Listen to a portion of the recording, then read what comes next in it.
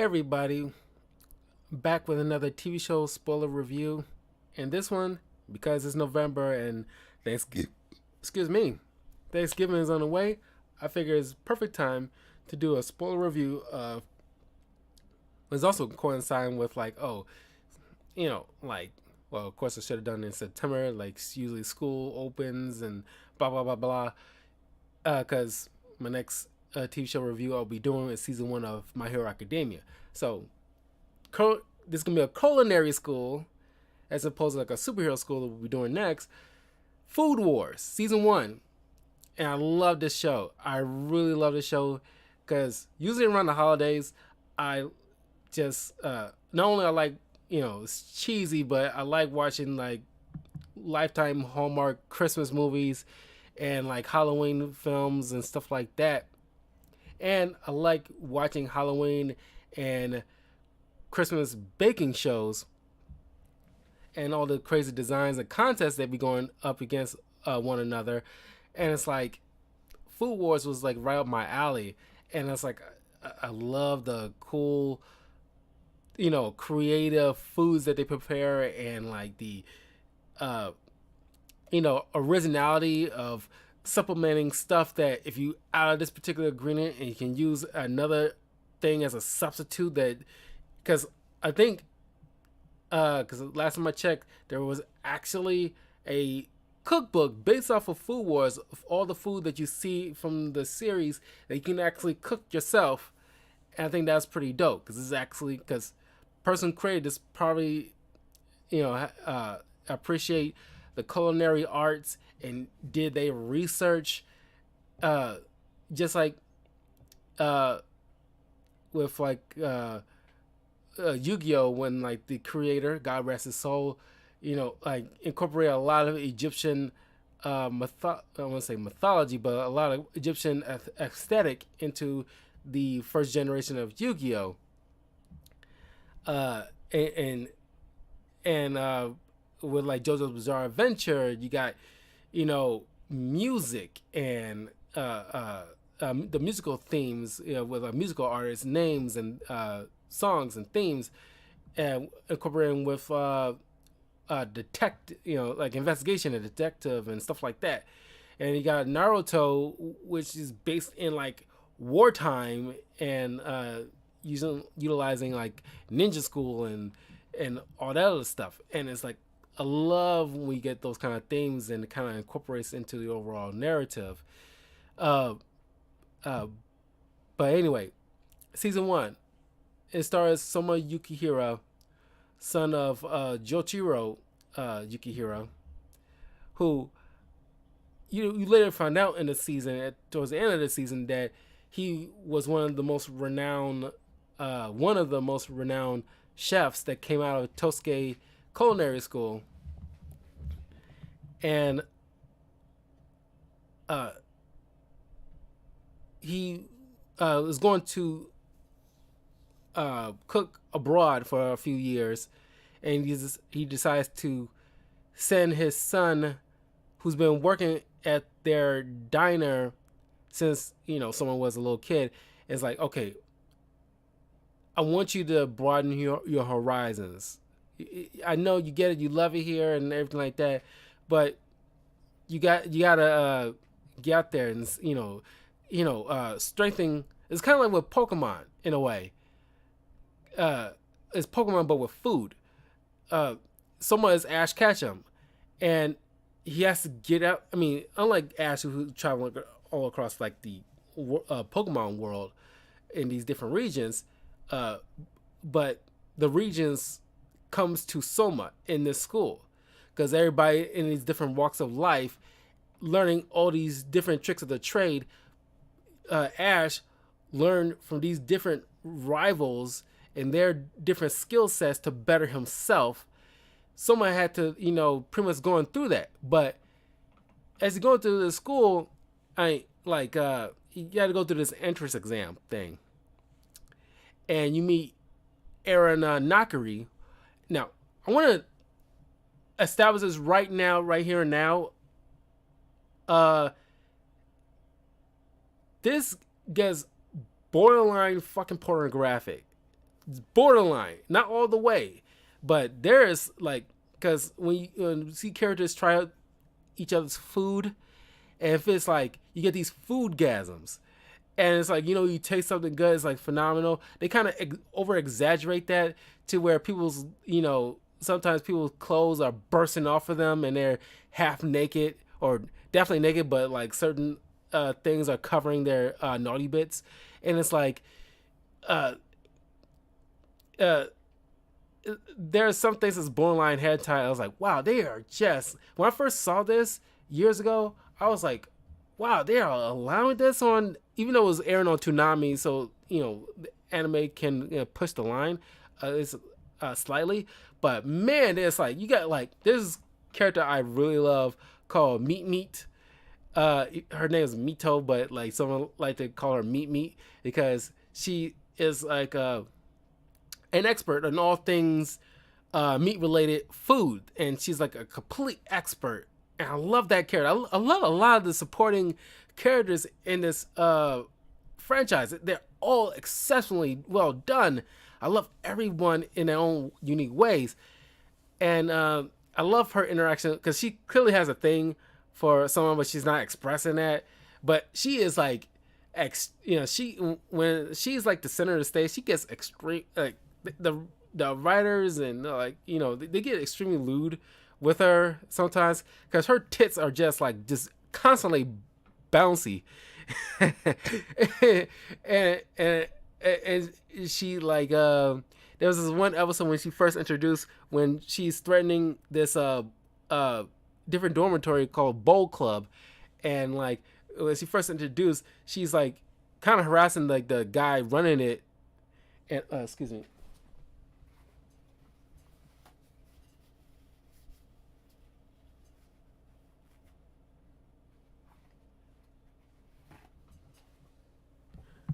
She's constantly harassing the guy running it.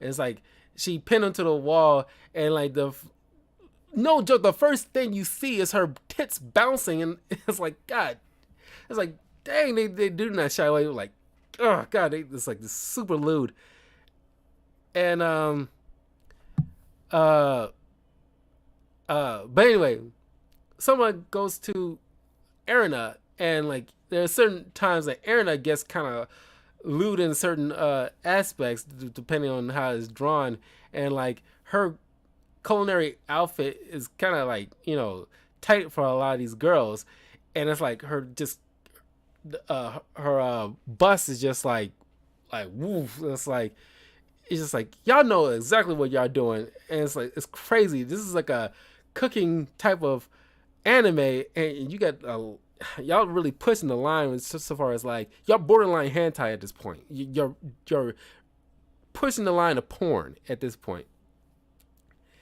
And Erina is called the God Tongue, who is the granddaughter of the person running the entire culinary school, and it's like a large campus too. And she's known as the God Tongue, and she just has this because she's revered and feared in the culinary world to where there was one fun moment where she was like a baby. I imagine it was like exaggerated for comedic effect, but she's like a baby and she's being nursed and being fed breast milk, and she like takes her mouth off the nipple and it's like, oh God, this could be like this is like overdone, like something like that. It was so funny. It was this little baby just talking like, oh God, this is like totally like overdone, and it's like it was super funny. But she rolls through the ranks, and there's this like almost like a Illuminati type of council called the I forgot what you call it, but it's 10 seats. That's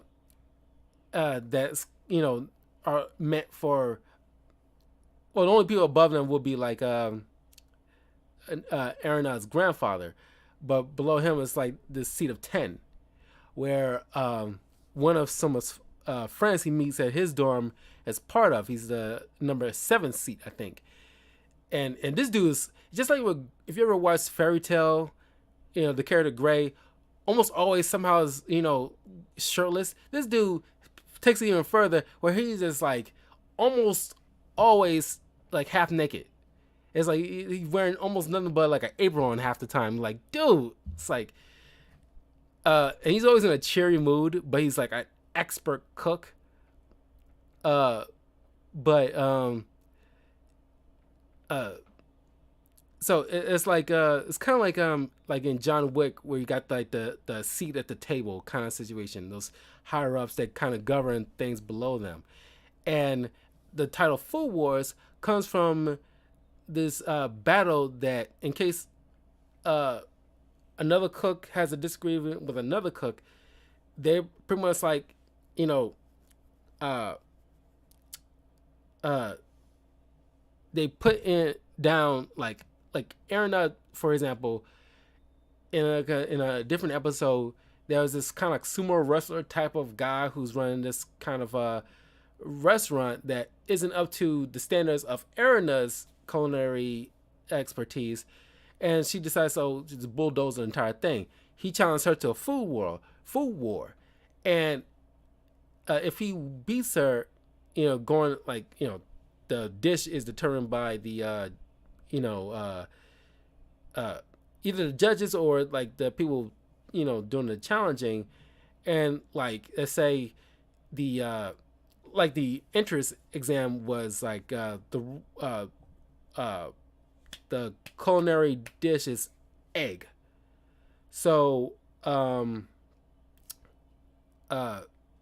so that is the main course, and you can pretty much do almost anything around it, but egg has to be the main component of the dish. Uh, so uh, so you got to put up equal value to the other in order to make it like a fair battle. So you have to give as well as lose of equal value.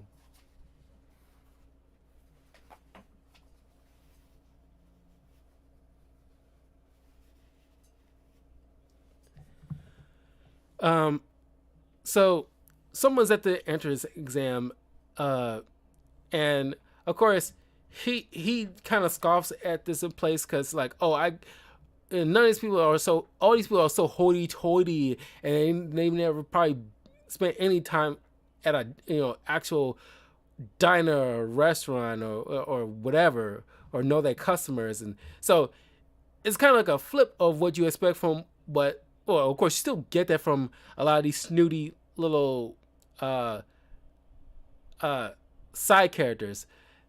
Speaking of which, that reminds me, this funny one of the funniest lines out of the entire season one is towards the end, where there's this like big test essentially, and you got these. There's the you split off the students between like A category and B category, and you got judges for the A category and judges for the B category, and one of the judges in one of those columns, or there's three that's kind of like focused on a little bit more than because it's five, but typically there's three judges. Just make it in odds so there's no stalemate, but there's five in each column, and three of them who've been the focus on, who give their more focused opinions on, they're bigger amongst each other. I guess Soma and this other character, when it comes to the theme for the test, was curry, and they were bickering amongst each other between Soma and this other guy, this white haired guy who's like a super cool, like kind of like Virgil from Devil May Cry, just like super cool, charismatic kind of guy. And there's two other guys towards the end of the thing, and it's like, I kind of like someone's thing, and then one of the other judges who that was more the focus on, like, he was just shut out of nowhere, kind of breaking the fourth wall. It's like, you shut up, you B character, like, or like, you're just a side character. It was so freaking funny. But anyway, some of these like little side characters kind of like gets hoity-toity and everything like that, but it's kind of cool to see like someone in his own way acts kind of high and mighty, thinking like only his way of living was the truest way, but he didn't, because of course he's like a teenager, so he couldn't step outside of himself and understand like there's other people who got their own lives and they're not all coming from these fancy kind of like livelihoods. So Erina shows up in the hall saying like a famous egg, and this will qualify you to just to be let in, and you'll be put towards your respective dorms. And all of them started like bolting out of the doorway, like, I can't handle this.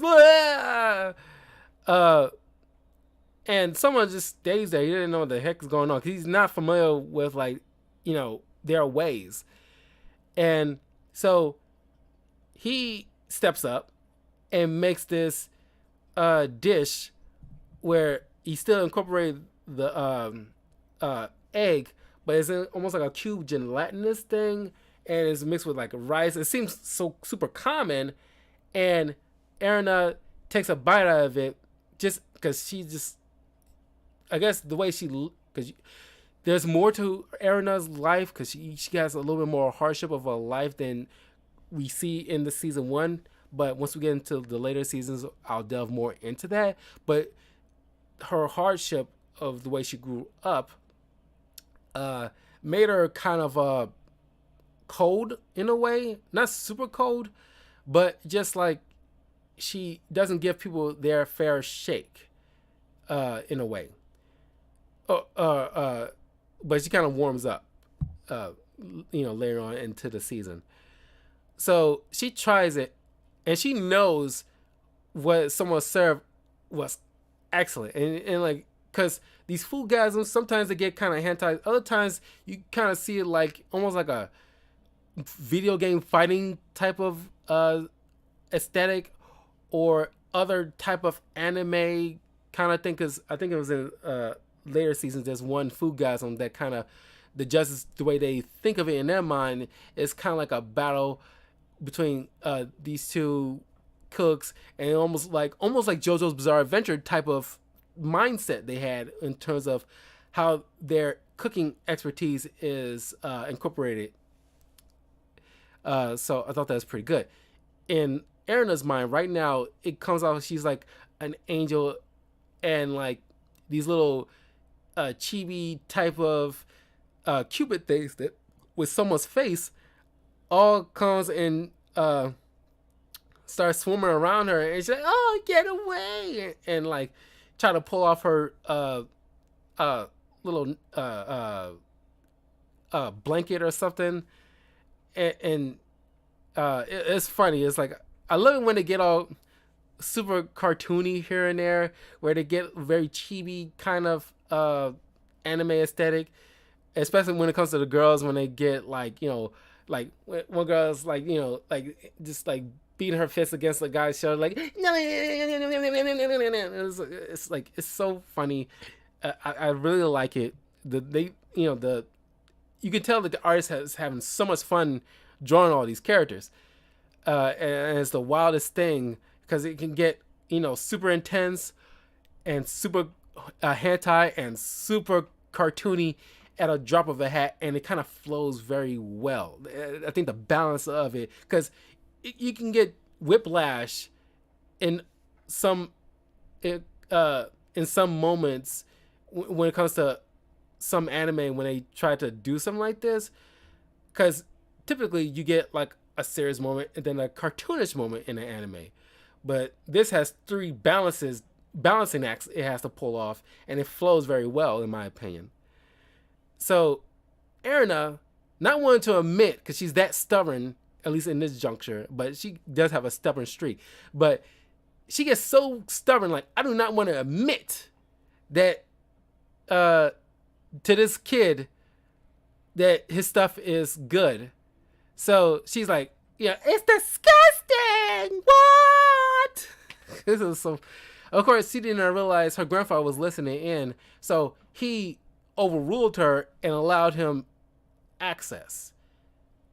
And then this is kind of, I think, kind of dumb on someone's mind, which I watched the other seasons a long time ago at this point, but he never kind of, I want to say apologize, but kind of he misinterpret uh uh the way people are in the school, because he went on this stage uh in front of everybody and say like he's gonna take the top spot because he doesn't believe any of you guys who never spent time in an actual diner got what it takes, kind of thing. So he was full of himself pretty much.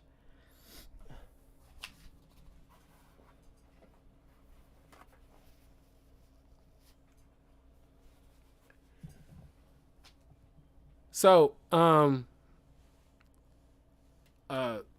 someone gets put into the this dorm, and the dorm mother, this old lady, uh she already immediately has a test for all the newcomers coming to her dorm.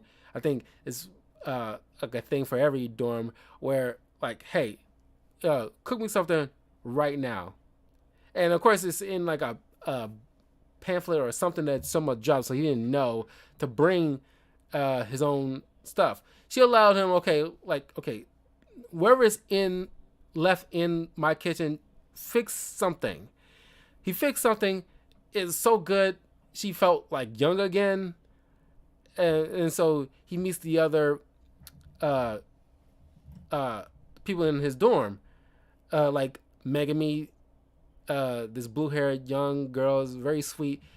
And here's the thing: this is the kind of the first criticism I had for this. Honestly, it's not like a huge deal, but something that I thought was like, okay, that's kind of off, because everybody who craps on Megami calls her like a country bumpkin and blah blah blah, and it's like you see her visit her family during the summer, and these people clearly are from Japan, and they're from like a fishing type of little small town kind of situation, and for some reason, most of them are, including her mother, are speaking in like a southern country accent, which I would have been fine with if Megami had an accent too.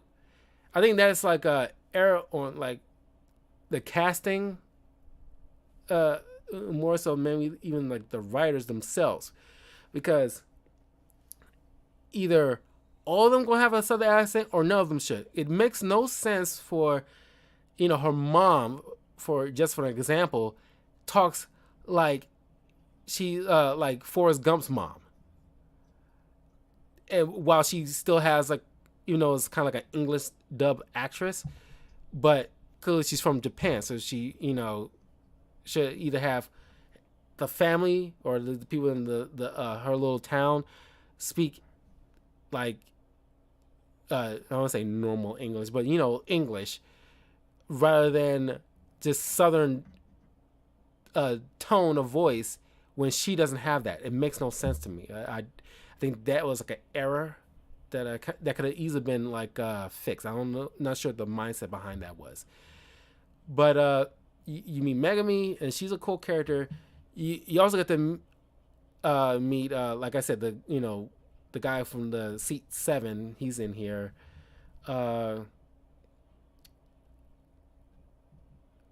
Crap. One second here.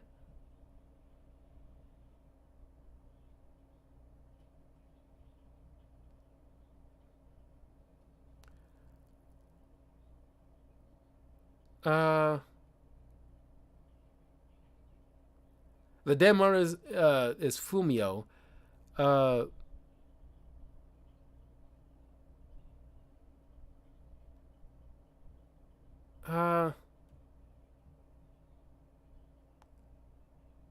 uh, uh, Yuki Yoshino, uh, Rukio Sakaki, uh, Shon Abiski, who specializes in smoke food.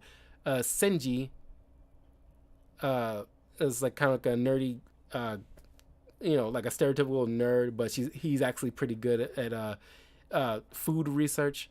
Uh, uh, and then you got Daigo and Soji. It's kind of like, I want to call them meatheads, but they're kind of like very bro dudes, you know. But great, great in terms of like supporting their friends. They're pretty dope because they can easily been played as an annoying kind of jock dudes. Uh,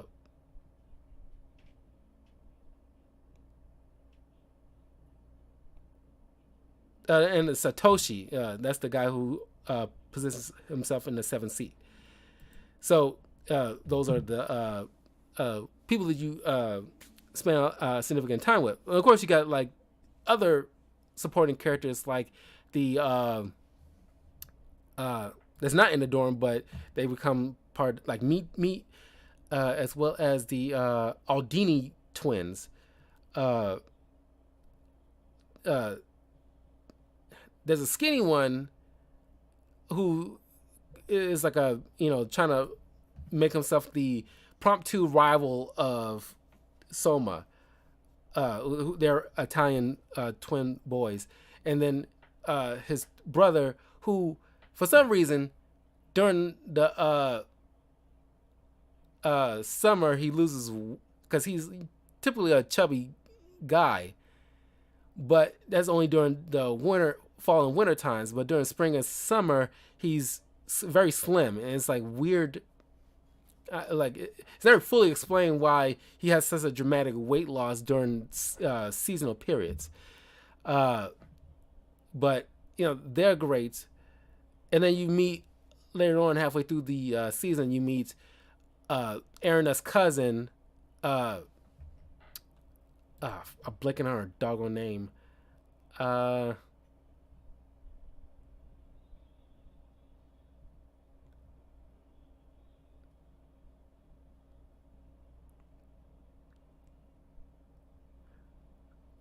Crap.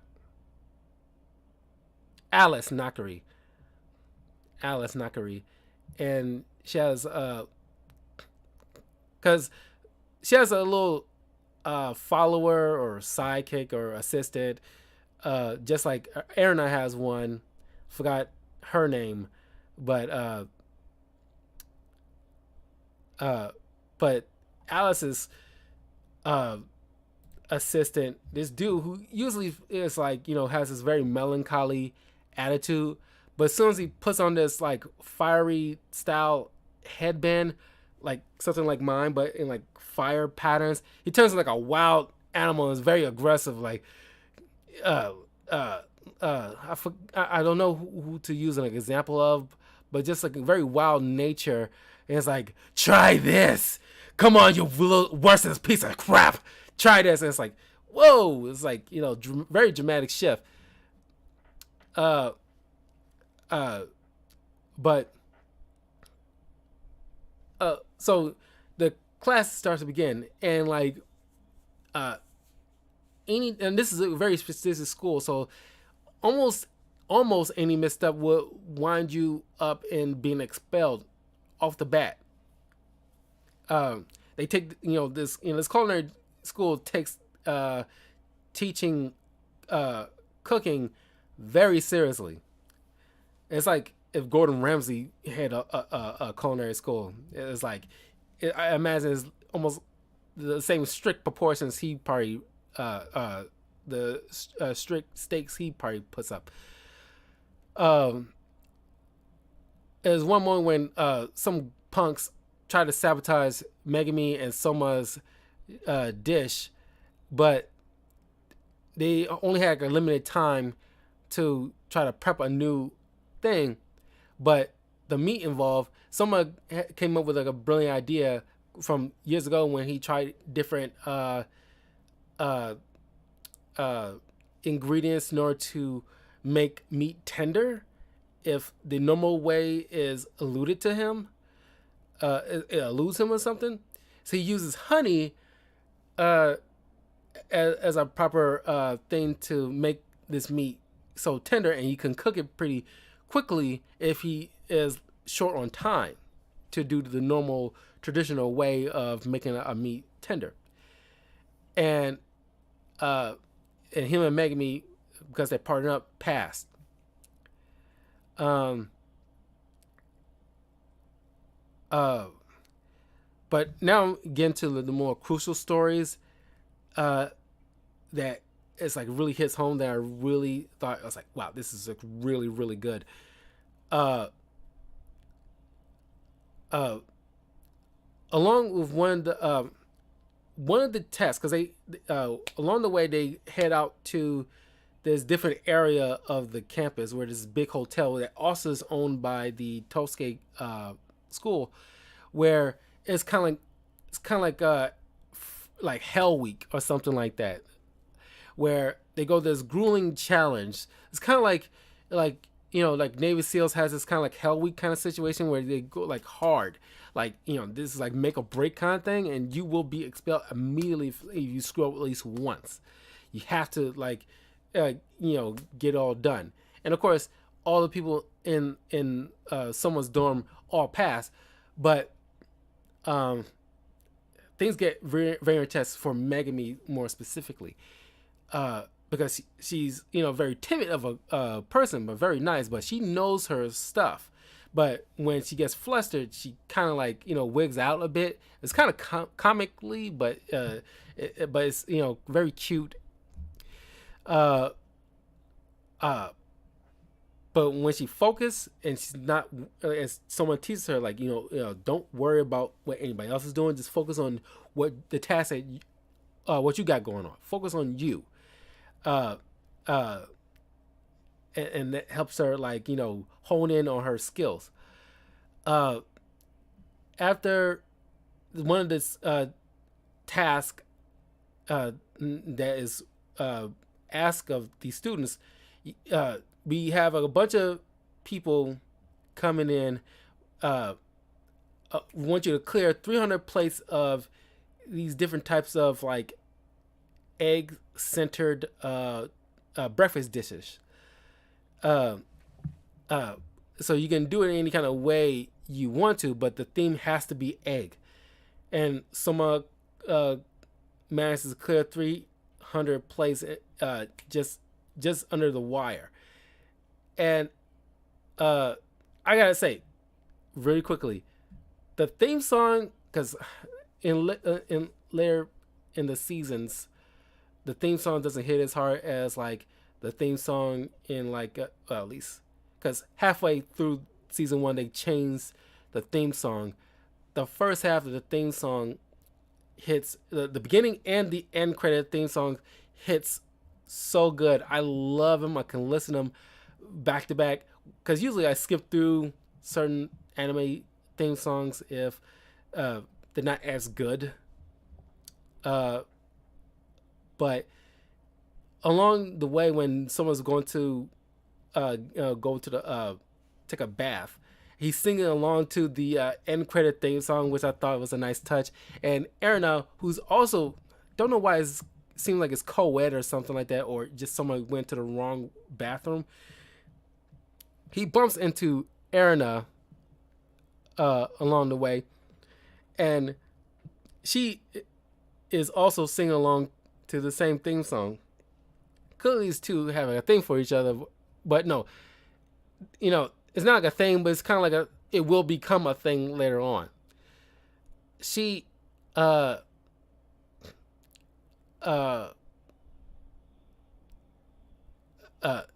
just doesn't want to admit to like appreciating anything that he's done or someone's skills. She's just like like brush it off like you may have made it here so far, but you'll get here eventually. Very snooty, but it's like it's funny snooty. She that voice actress plays it very well, playing off like doing snooty, but in a very comedic way. So someone bumps into uh uh Dojiro, who's like who used to be part of the seat of 10, until he elevates to the point of uh, almost on a either almost on the same level as Erina or maybe slightly above her, but definitely below the grandfather. But he has like a level of status here. To he's pretty much running this part of the testing situation, and someone doesn't know this guy. He just thought he was just some dude who's because big giant like Japanese kind of bathhouse kind of situation, and he was the first someone he thought someone thought he was going to be the first one there to enjoy it before everybody else starts coming in and using this bath and crowding the place. But he bumps into this guy, uh, uh, the Skinny Aldini brother comes in later on and knows who this guy is, and someone just casually talking to him. How can you just casually talk to this guy? You know who this is, blah, blah, blah. And someone just, striking up a friendship with this guy. He's just a guy to someone. This dude is cut like a freaking like Greek god, because there's fan service for females too.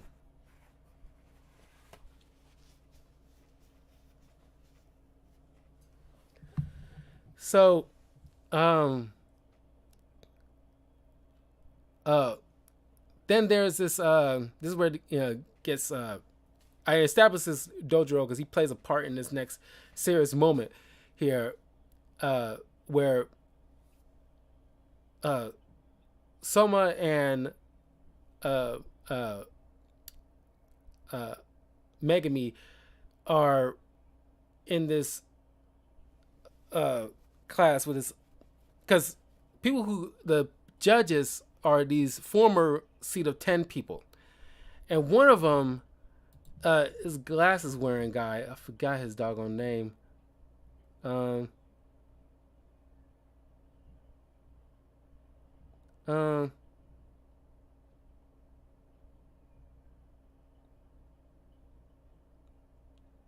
Sinomiya. He established, because by and large each class, whoever's running the class, has their authority, but you teach the way you want to teach and you grade how you want to grade. Although his theme is like vegetables, and he has the students make this vegetable dish the way he wants it done in order to get a passing grade. And it's got this kind of like small blocky thing that has like rainbow lines of different vegetables. No, that's what Megumi ended up making later. But it's like a thing he does in the theme of vegetables. And one of the vegetables he laid out, it was cabbage. And you can tell they're starting to oxidizing a bit, because like when like certain fruits and vegetables are exposed to air too long, eventually they start slowly but surely starting to rot. Over time, it's already starting to begin like the process, and Soma, of course, he passed, and a few other people passed. But as soon as Megumi finished her thing, he fails her, and you'll think, oh my God, Megumi, who we've been on this journey along with Soma and the others, is going to get expelled. But someone steps in, points out the error on the teacher's part. Like, you, Megumi, made a dish according to your specification, despite the fact that you put out ingredients that weren't up to code. I won't say up to code, but they weren't fresh as they should be. And of course, you're failing her on something that is completely out of her control. And of course, Sumero is like, all is, nose in the air. It's like, you questioning my teaching and culinary skills? Who the hell you think you are? And so someone challenges him to a food war. And of course, Dojima and the other people who were in like the previous like seat of 10 along with Sumero, all in a room talking with Soma and Megami, and they are leaning towards the side of Soma's like grievances. Like, look, what you put out wasn't up, to the standards of fresh. So yeah, you're right. You had the authority to do this, but they make like a very strong case on like the the stuff they had to work with.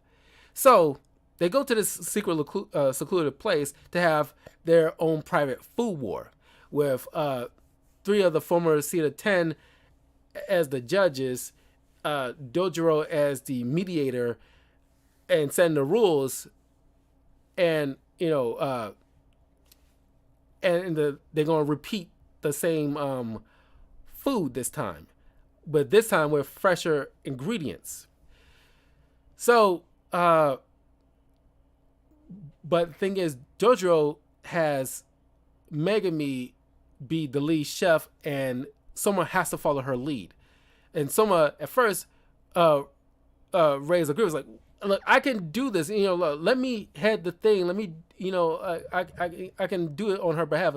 And Dojiro point out, no, you follow her lead, because you cannot be here to step in every time Megami goes through. It's kind of true in life. It's kind of like with like a parent, like it's great for you to like step up for your kid, but you're not always going to be there when they go through a problem in life. And Megami has to learn this. And I like that. Like, it's true to life, and it's true to almost every anime. When you deal, especially when you're dealing with kids and they come of age, there's always like a kid that's like, this person is not always going to be there to have your back, and you gotta be there. It's like Tales of the Jedi. It's like one of the episodes with Anakin teaching a young Ahsoka, like, I can't always be there to protect you. The best way to protect you is teaching you how to fight my way. And that's how Ahsoka learned how to survive after the Jedi Purge, because she learned how not to fight like just like a generic Jedi. She fought the way Anakin fought, and she survived. And that was the best way to protect Ahsoka. And in the same way with like in this case, like the best way Megami can be like a best chef is to she gotta learn how to stand on her own 2 feet. And of course, like Sumero's dish is excellent, as of course, but when the judges tried Megami's dish, not only was it good, but you later find out, like, from Dojiro, it's like she took it into account, because like Megami like was so has so much empathy for everybody that she points out, like, my dish was tailor made to the fact that like these vegetables, the way it goes into the stomach and makes things go down easy, because you've been trying food all day. I want something that can go down easily. So she took into the health and the care of her customers to an account when making her dish. And that's what Dojiro points out to Shimuro, that you stagnated when you're trying to like rise up, because he had a goal to establish his own restaurant in Paris, because it's kind of like foreign to have like Japanese cuisine in a French location. And on his way up, he stagnated. He didn't broaden his horizons or found any new challenges.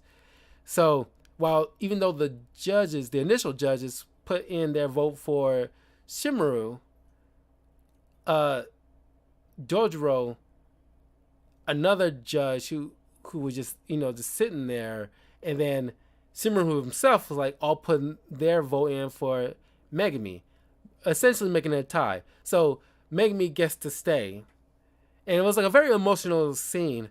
uh, you know, it gets kind of annoying to see Megami always kind of like whimper every so often. But this one kind of like, yeah, this is kind of like a point where she thought she was, even though she had like, you know, you see like a flashback with her family rooting her on, and so like charming with these little townsfolk, you know, with a flag, you know, like you go Megami, we're rooting for you, and the mom handed her this little tassel thing, uh, uh, after she won some kind of contest to like pay for her way to go to this culinary school.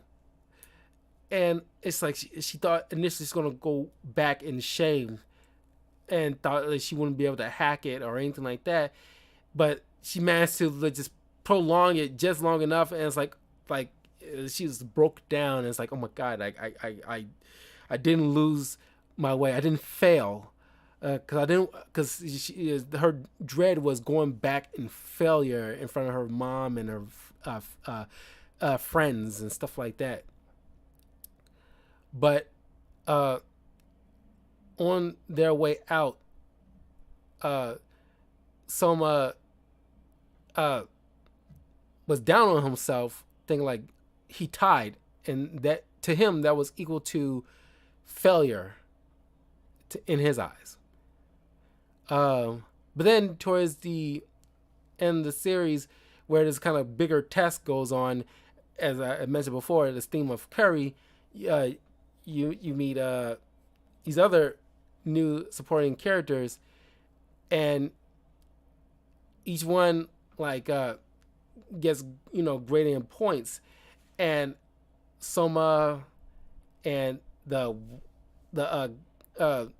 Alice's partner tied, and so now essentially these two and like the curry specialist student, now they're all like interlocked in like a rivalry, so because like someone's like 1 point below this curry specialist. It's like he was hoping he would at least tie with this guy, but you know, everybody was shocked at how close someone got, because all these other students are so down, because I guess, to be fair, someone did kind of put himself out there like he's better than everybody else, because, oh, none of you've been to a real diner, even though he learned that the Aldini brothers are coming from the same kind of, almost the same background, but in Italy. And it's like, he didn't have no I mean, he had a revelation, but he kind of at least outwardly say like, you know, when I first got here, I thought, you know, you guys probably was snooty, you know, pompous cooks, but I kind of realized you guys are, you know, you're more to you guys than that, and I kind of like made an ass of myself. So like, you know, there was none of that with Soma, and it's kind of like I kind of wish there was like a moment like that with Soma. But this show is really good, and I highly recommend checking out Food Wars. They had all the seasons up on Hulu. Hulu's just been taking a lot of shit down. They only right now have only the first season up. Netflix had all the seasons too, but that is completely gone now. And I was like, why? It doesn't make any sense. They did the same thing with Ben 10, which was something that was going to do like a spoiler review for the Ben 10 shows next year. And it's like Hulu's completely taking all that away. So now I got to probably buy it off Amazon Prime, which is going to be kind of annoying. But I highly recommend you checking out Food Wars. Is, you know, very good, especially if you're into cooking, and you'll get a kick out of this, because you actually probably will learn some stuff, and you might be able to incorporate that into a real life dish. You can actually try these, you know, dishes out, and you can actually make them. This was makes this very unique. It's not made up bullshit. So anyway, I will see you guys next time. My next TV show review will be season 1 of My Hero Academia. Then I'm going to head to the latest adventure of JoJo Bizarre Adventure with Stone Ocean, which I haven't seen yet. I kept myself away from it, so I'm going to check it out right after I binge watch season 1 of My Hero Academia. And then I might get back to season 2 of Yu-Gi-Oh! 5Ds right after that. So anyway, I will see you guys a little bit later.